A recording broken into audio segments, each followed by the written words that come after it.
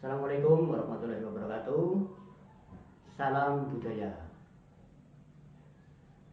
Pada kesempatan ini saya akan membawakan sebuah lagu mocopat karangan saya sendiri, Kasmoro, yang masih sangat sederhana untuk nanti bisa diapresiasi, dikritisi oleh para ahlinya.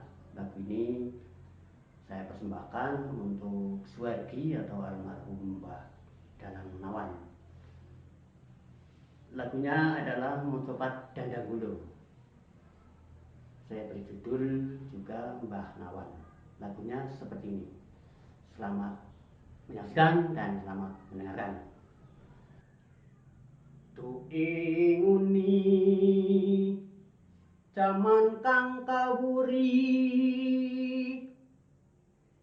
ing tlatah Karang nang kapapannya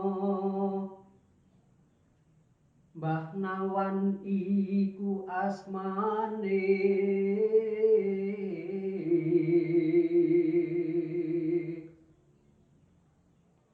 dadi panutan lagu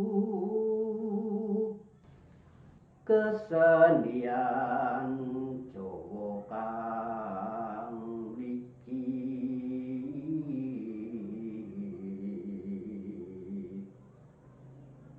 tumrape para muda kang gandrung ing ilmu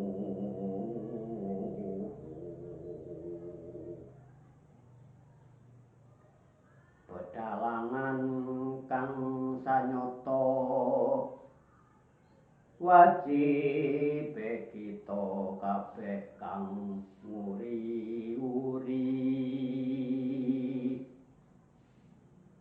mugia tansah ngrembaka